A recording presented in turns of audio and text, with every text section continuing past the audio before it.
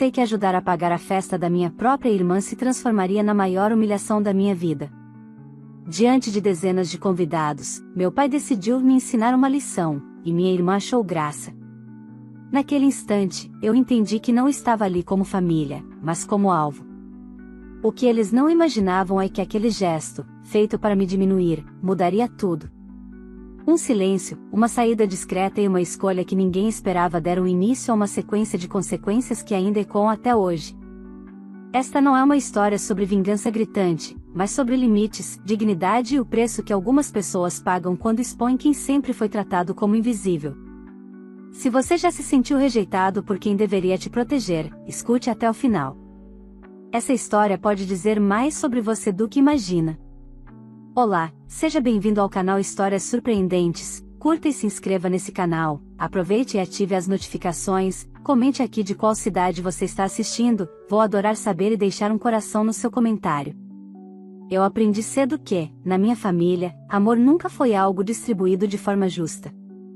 Ele tinha endereço certo, nome definido e um sorriso que sempre vinha antes do meu. Desde pequena, entendi que eu ocupava um lugar funcional, não era a filha celebrada, nem a prioridade, muito menos o orgulho. Eu era a que ajudava. A que resolvia. A que pagava quando faltava. A que aparecia quando precisavam, mas desaparecia quando queriam brilhar. Minha irmã, Larissa, sempre foi o centro. Tudo nela era motivo de aplauso. Um simples comentário virava risada, um erro virava desculpa, um capricho virava obrigação para todos ao redor. Meus pais nunca esconderam isso. Diziam que cada filho era de um jeito, mas, na prática, só um jeito importava. O dela. Eu cresci ouvindo que precisava entender, que precisava ser madura, que precisava aceitar. Aceitar virou um hábito perigoso. Na vida adulta, eu saí de casa cedo. Não por coragem, mas por sobrevivência. Trabalhei, estudei, me organizei sozinha. Nunca fui de ostentar. Sempre acreditei que estabilidade era mais importante do que aparência. Enquanto Larissa trocava de celular todo ano e fazia planos que nunca incluíam pagar por eles, eu juntava dinheiro, fazia escolhas difíceis e aprendia a engolir comentários atravessados em reuniões de família. O curioso é que, quanto mais eu crescia, mais parecia que precisava provar meu valor dentro da própria casa. Não importava o quanto eu ajudasse, nunca era suficiente. E eu ajudava.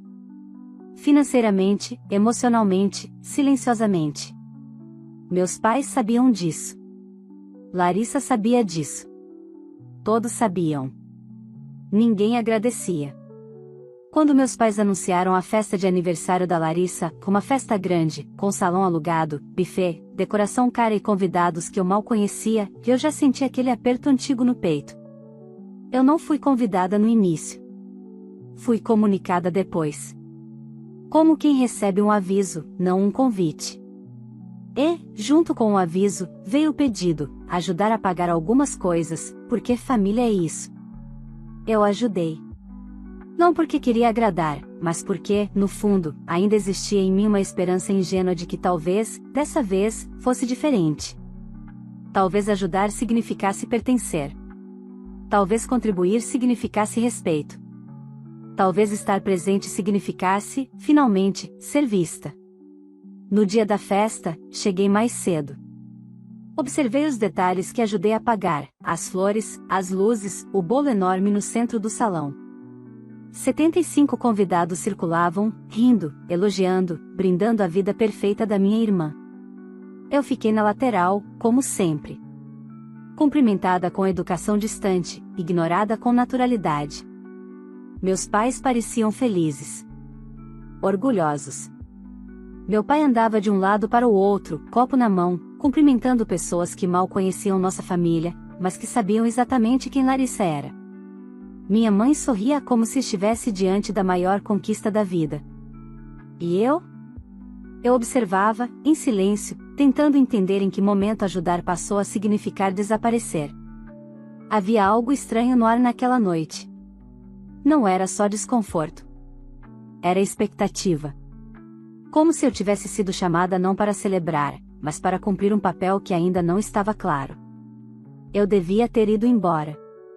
Devia ter confiado naquele alerta interno que sempre me salvou antes. Mas fiquei. Porque, às vezes, a gente só entende o tamanho da rejeição quando ela se revela em voz alta, diante de todos. E naquela noite, diante de dezenas de pessoas, minha família decidiu que não bastava me diminuir em particular. Eles queriam plateia. E foi ali, naquela festa que ajudei a pagar, que algo em mim mudou para sempre. Não naquele instante exato, mas no que veio logo depois. Um gesto. Uma frase. Um silêncio coletivo.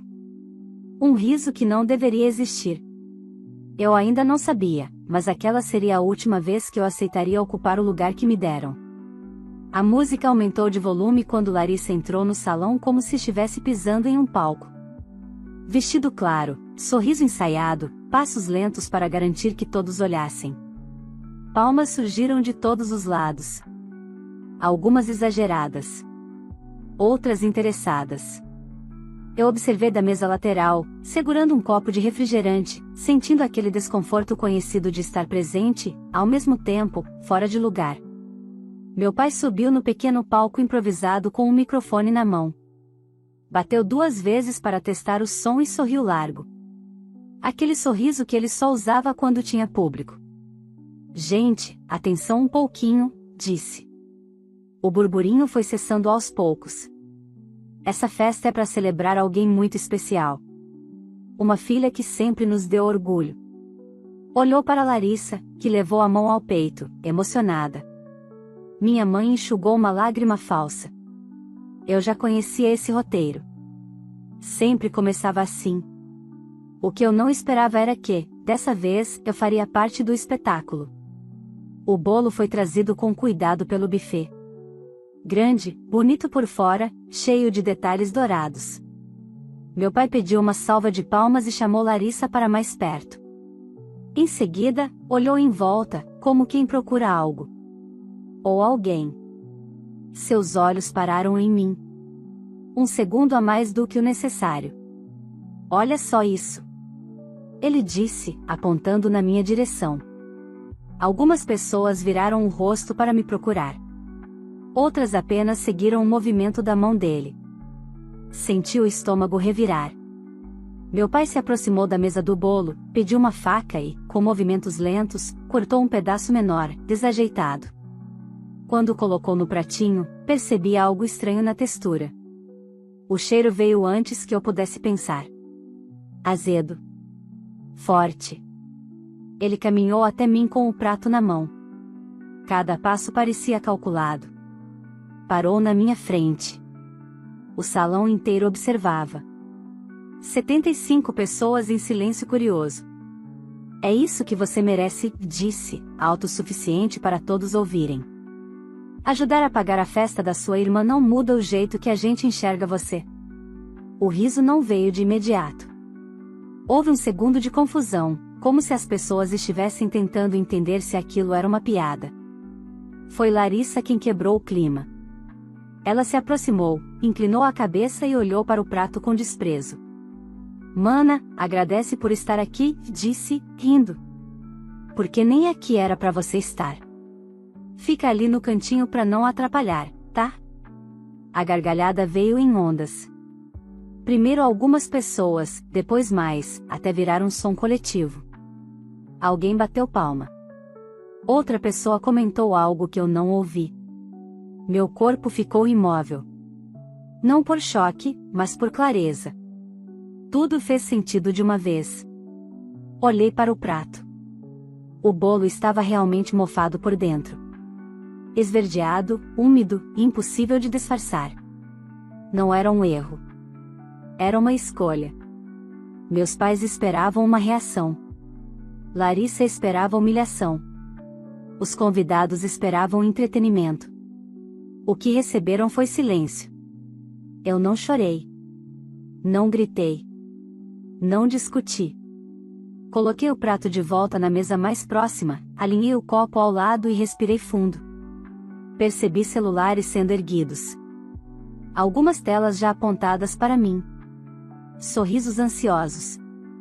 Eu não daria isso a eles. Peguei minha bolsa, atravessei o salão sob olhares atentos e fui até a saída. Atrás de mim, ouvi risadas e alguém dizendo: "Isso foi pesado." Outra voz respondeu: "Ela mereceu." Do lado de fora, o ar parecia mais frio do que realmente estava. Fiquei parada por alguns segundos, sentindo o coração bater forte, mas firme. Eu sabia que algo tinha sido registrado. Sabia que aquilo não ficaria ali. O que eu ainda não sabia era o quanto aquela cena, pensada para me diminuir, estava prestes a expor muito mais do que eles imaginavam. E, pela primeira vez, eu não senti medo do que viria depois. Eu não dirigi imediatamente. Sentei no carro com as mãos apoiadas no volante, sentindo o cheiro adocicado do salão ainda preso à minha roupa, misturado àquele azedo impossível de esquecer. Não era o bolo. Era a certeza. A cena se repetia na minha cabeça não como dor, mas como confirmação. Tudo que eu sempre tentei negar tinha sido dito em voz alta, diante de testemunhas. O celular vibrou antes mesmo de eu ligar o motor. Uma mensagem. Depois outra. Não abri. Sabia exatamente o que encontraria. Quando finalmente cheguei em casa, larguei a bolsa no sofá e fui direto ao banheiro. Lavei as mãos como se tivesse tocado algo contaminado. Fiquei ali, observando a água correr, até o corpo desacelerar. 2 horas depois, o silêncio acabou. Quando virei o telefone para cima, havia dezenas de notificações. Vídeos. Marcações. Comentários. Alguém tinha filmado o momento do bolo. Outro ângulo mostrava o riso da Larissa. Um terceiro captava meu pai dizendo aquela frase com clareza cruel. O vídeo não estava restrito à família. Já tinha saído do controle. Minha mãe tinha compartilhado primeiro. Uma legenda curta, venenosa: "Tem gente que precisa aprender o lugar." Larissa repostou com emojis de riso. Nos comentários, conhecidos repetiam frases antigas: "Ingrata, dramática, sempre foi assim." Eu não respondi a nenhum. Bloqueei. Foi a primeira decisão consciente que tomei naquela noite. Bloqueei um por um. Não por raiva, mas por higiene emocional. Depois desliguei o celular. Na manhã seguinte, fui trabalhar. Café forte, trânsito pesado, rotina intacta. Sentada na minha mesa, revisando relatórios, senti algo diferente: foco. Enquanto lá fora o vídeo ganhava alcance, eu me agarrava ao que sempre me sustentou: consistência. Mas o mundo não ficou quieto. Na hora do almoço, uma colega se aproximou com cuidado. Disse que tinha visto algo circulando, perguntou se eu estava bem. Apenas agradeci. Não expliquei. Não neguei. O silêncio começou a trabalhar por mim. À tarde, o vídeo apareceu fora da bolha familiar. Um perfil desconhecido repostou com outra legenda: "Isso não é brincadeira. Isso é humilhação." As curtidas dispararam. Os comentários mudaram de tom. Onde antes havia riso, surgiram perguntas. Por que ninguém interveio? Por que os pais fariam isso? Por que ela ajudou a pagar a festa? Eu acompanhei de longe. Sem interagir. Sem justificar. À noite, as mensagens começaram a vir de números que eu não tinha salvo. Uma tia pedindo para eu entender o lado deles. Um primo dizendo que aquilo tinha sido exagerado. Um desconhecido escrevendo apenas: "Sinto muito." Essa mensagem ficou comigo. Meu pai ligou no dia seguinte. Não atendi. Deixou um áudio longo, nervoso, dizendo que as pessoas estavam interpretando errado, que aquilo era coisa de família, que eu precisava me posicionar. Larissa mandou um texto curto: "Você podia ter sido mais madura." Apaguei sem responder. Minha mãe tentou depois. A voz dela não tremia. Disse que eu estava expondo todos, que aquilo estava prejudicando a imagem da família, que eu sempre fui ressentida. Ouvi até o fim. Quando desliguei, algo se fechou definitivamente dentro de mim. Enquanto isso, o vídeo continuava avançando. Alguém ampliou o trecho do bolo. Outro perfil destacou a frase do meu pai. Uma página maior compartilhou perguntando como aquilo podia ser normalizado. O que era para ser um espetáculo controlado virou um espelho público. No terceiro dia, meu nome apareceu nos comentários. Não como ataque. Como pergunta. Alguém me reconheceu de um projeto antigo, conectou pontos, corrigiu versões. Não precisei confirmar. A verdade começou a caminhar sozinha. Foi nesse momento que percebi, eu não precisava correr atrás de nada. Eles tinham me chamado ao centro para me diminuir. Agora, o centro estava iluminando quem eles realmente eram. E aquela festa, que deveria ser o auge da Larissa, tinha se tornado o início de algo que nenhum deles sabia como parar. No quarto dia, a festa já não era mais lembrada como aniversário. Era chamada de outra coisa. Eu percebi isso quando vi um recorte do vídeo fora de contexto, com uma legenda simples: quando a humilhação é pública demais para ser chamada de piada. Aquilo deixou de ser sobre mim. Passou a ser sobre algo maior: poder, controle e crueldade disfarçada de família. Continuei sem me pronunciar. Não por medo, mas porque eu sabia exatamente como minha família funcionava. Eles se alimentavam de reação. Sempre foi assim. Qualquer explicação minha viraria combustível para a distorção. Então eu segui com a minha rotina como se estivesse protegendo algo frágil e precioso, minha paz recém-descoberta. No trabalho, os olhares mudaram. Não eram de curiosidade vazia, mas de respeito silencioso. Um gestor me chamou para uma conversa rápida. Disse que, se eu precisasse de qualquer ajuste, estava à disposição. Não pediu detalhes. Não quis saber da história completa. Apenas reconheceu o impacto. Enquanto isso, do outro lado, o castelo começou a rachar. Larissa tentou recuperar o controle da narrativa. Postou fotos da festa, escreveu textos longos sobre inveja e gente que não suporta ver o brilho alheio. Mas algo tinha mudado. Os comentários já não obedeciam. Pessoas perguntavam sobre o vídeo. Marcavam o trecho do bolo. Questionavam o riso. Ela apagava, bloqueava, restringia. Quanto mais tentava se explicar, mais evidente ficava a encenação. Meu pai foi o próximo. Gravou um vídeo sério, sentado na sala de casa, dizendo que tudo tinha sido tirado de contexto, que sempre fomos uma família unida, que brincadeiras existem em todo lar. O problema é que o contexto estava inteiro gravado. Cada palavra. Cada riso. Cada silêncio. Minha mãe optou por algo diferente. Silêncio absoluto. Sumiu das redes. Cancelou compromissos. Evitou aparições. Para alguém que sempre viveu de imagem, aquilo era mais revelador do que qualquer defesa.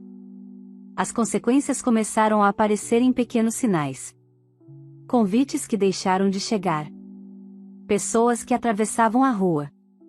Um comentário sussurrado em um mercado. Nada explosivo. Tudo acumulativo. Do tipo que desgasta. Eu observei tudo à distância. Sem satisfação. Sem culpa.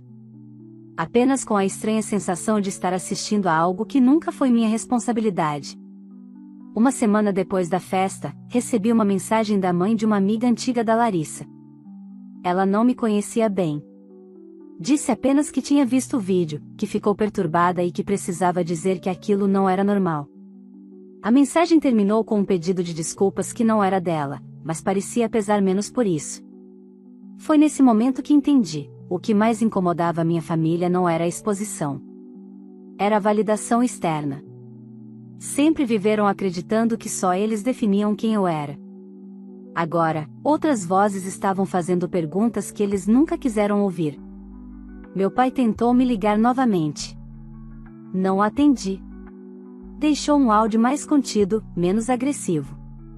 Disse que as coisas estavam saindo do controle, que a Larissa estava sofrendo, que eu precisava pensar na família. Apaguei. Eu já tinha pensado. Por anos. Naquela noite, sentei sozinha no sofá e percebi algo simples e poderoso: eu não sentia mais vontade de ser aceita por eles. Não queria reparação. Não queria desculpas.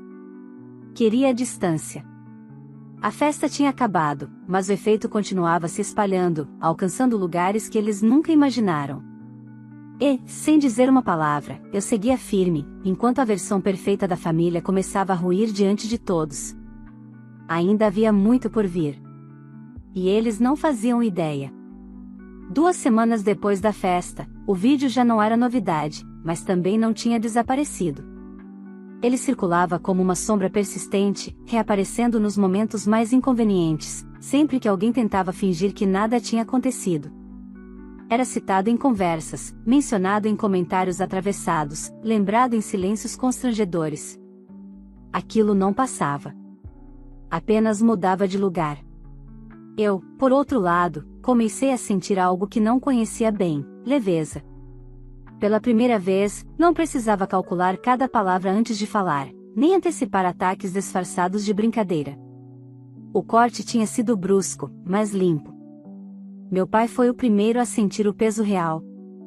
Um conhecido em comum comentou comigo, quase sem querer, que ele tinha sido convidado a se afastar de um projeto antigo, algo ligado a eventos e representatividade local. Nada oficial, nada público. Apenas aquela frase educada que fecha portas sem fazer barulho. Ele sempre se orgulhou de ser bem visto. Aquilo o atingiu mais do que qualquer crítica direta. Larissa também começou a perder o controle do próprio círculo. Pessoas que antes orbitavam em volta dela começaram a se afastar discretamente. Não havia confrontos. Apenas desculpas vagas, agendas cheias, respostas que nunca chegavam. A festa que deveria consolidar sua imagem acabou se tornando um marco negativo. O rótulo grudou. Ela tentou me procurar pessoalmente. Apareceu no meu trabalho, sem avisar.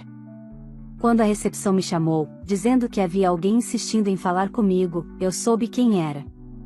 Pedi para dizerem que eu não estava disponível.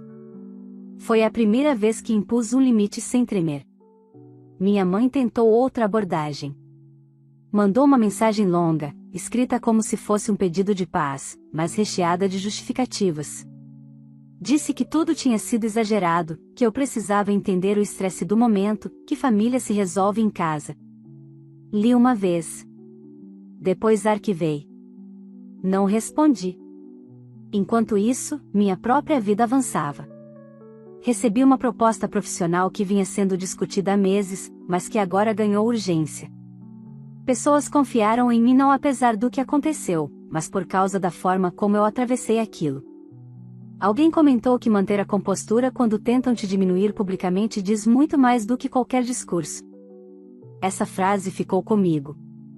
Percebi também algo incômodo: meus pais e minha irmã não estavam arrependidos do que fizeram. Estavam incomodados com o preço que estavam pagando. Nunca perguntaram como eu estava. Nunca reconheceram a humilhação. Queriam apenas que tudo voltasse ao normal. O normal deles. Mas eu já não cabia mais naquele papel. Uma noite, recebi uma ligação de um número desconhecido. Atendi. Era uma conhecida distante da família, alguém que esteve na festa. Ela pediu desculpas por não ter feito nada naquele dia. Disse que riu por nervoso, por pressão, por não saber como reagir. Chorou ao telefone. Aquela ligação, mais do que qualquer outra coisa, me mostrou o tamanho do impacto daquela cena. Não era mais só sobre mim. Meus pais começaram a evitar lugares onde antes eram presença garantida. A casa ficou mais silenciosa. As fotos diminuíram. As postagens cessaram. A imagem que sustentavam com tanto esforço começou a se desfazer, não por ataques, mas por ausência de aplausos. Eu observava tudo sem intervir. Não me envolvia. Não comemorava. Apenas seguia. E, quanto mais eu seguia, mais claro ficava que aquele rompimento não era temporário. Não era uma pausa para esfriar a cabeça. Era um ponto sem retorno. Ainda faltava algo. Uma última tentativa deles. Eu sentia isso. Como se o desespero estivesse se acumulando, procurando uma brecha. E eu sabia que, Quando viesse, seria diferente de tudo até ali. Eu estava pronta. A última tentativa veio disfarçada de conciliação. Não como pedido de desculpas, mas como convite. Uma mensagem curta do meu pai apareceu numa tarde de terça-feira: precisamos conversar. Só nós. Para encerrar isso como família. Nenhuma admissão de culpa. Nenhuma pergunta sobre mim. Apenas a velha necessidade de controle, agora embrulhada em urgência. Eu demorei horas para responder. Não por dúvida, mas porque queria ter certeza de uma coisa: eu não iria para ser convencida de nada.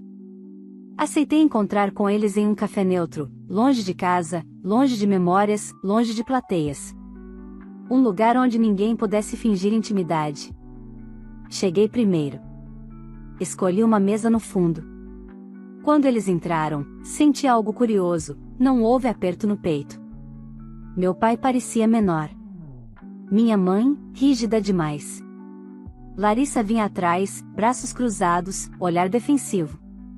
Nenhum abraço. Nenhum sorriso. Meu pai começou falando.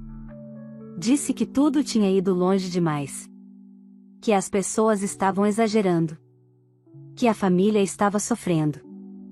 Falou por longos minutos sem usar a palavra desculpa uma única vez. Minha mãe completou dizendo que eu sempre fui sensível, que não aguentei uma brincadeira, que expus todos. Larissa revirou os olhos, impaciente. Esperei terminar. Quando falei, minha voz saiu firme. Disse que não estava ali para discutir versões. Que o que aconteceu foi público, gravado e claro. Que eu ajudei a pagar uma festa onde fui humilhada diante de dezenas de pessoas. Que aquilo não foi um erro, foi uma escolha. E que eu não devia reparação a ninguém. Larissa riu. Um riso curto, debochado. Disse que eu estava me fazendo de vítima. Que sempre gostei de bancar a diferente. Que, se eu fosse tão bem-sucedida assim, não teria me importado. Foi nesse momento que entendi que nada havia mudado. Meu pai tentou interromper. Disse que eu precisava pensar no impacto, que as portas estavam se fechando para eles, que eu tinha poder para resolver isso com uma postagem simples. Foi ali que algo se encerrou dentro de mim. Eu disse que não faria nada. Que não iria mentir para proteger quem nunca me protegeu. Que eu não estava punindo ninguém. Apenas me recusando a continuar participando de um jogo onde sempre perdi. Minha mãe ficou em silêncio. Pela primeira vez, não tinha argumento. Não porque entendeu, mas porque percebeu que não tinha mais alcance sobre mim. Levantei antes deles. Paguei meu café.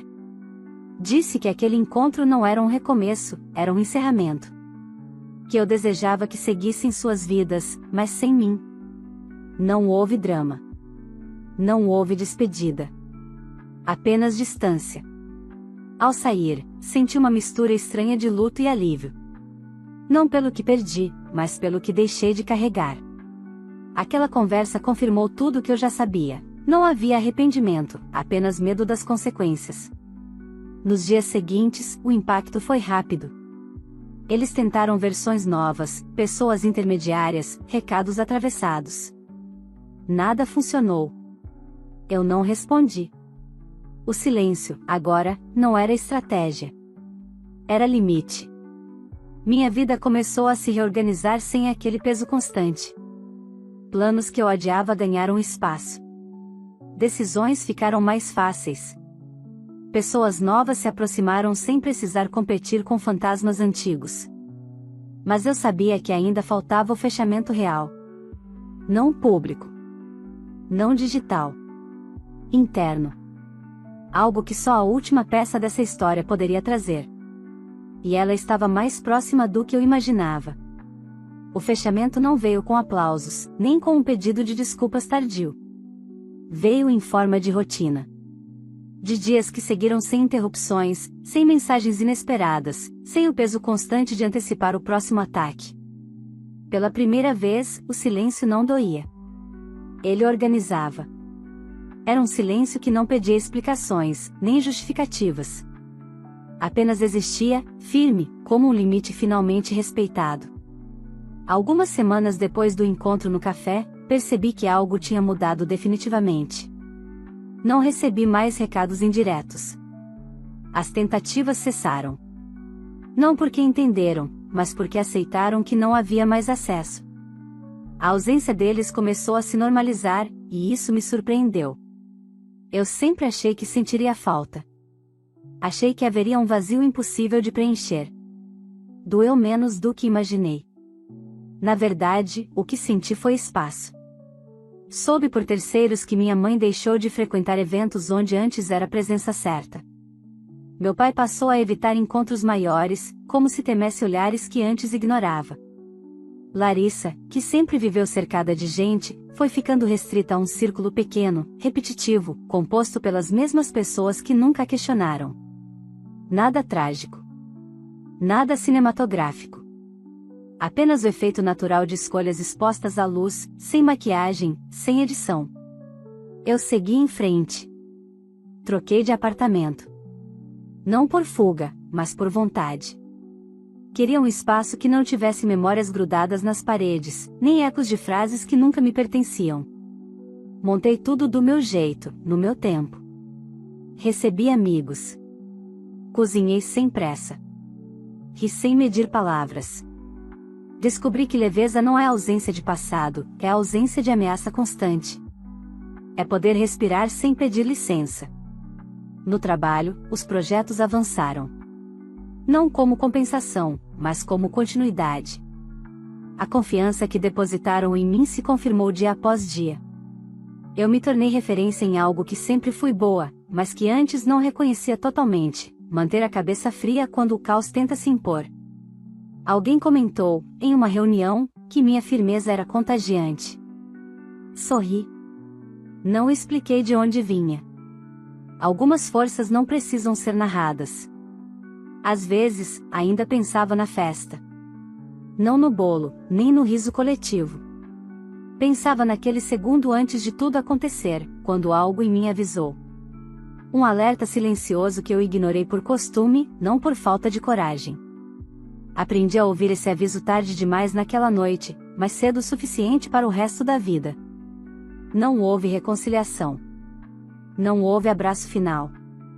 Não houve foto de família refeita, nem mensagem simbólica em datas importantes.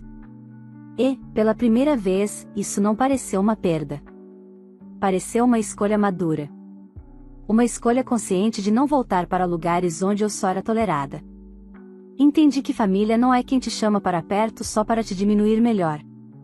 Amor não exige que você aceite migalhas em troca de pertencimento. E respeito não nasce do sangue, mas do limite que você sustenta quando decide não negociar sua dignidade. Quando alguém me pergunta se me arrependo de não ter tentado mais uma vez, a resposta é simples: eu tentei por anos. Tentei sendo compreensiva, sendo discreta, sendo útil, sendo conveniente. O que fiz depois não foi desistir.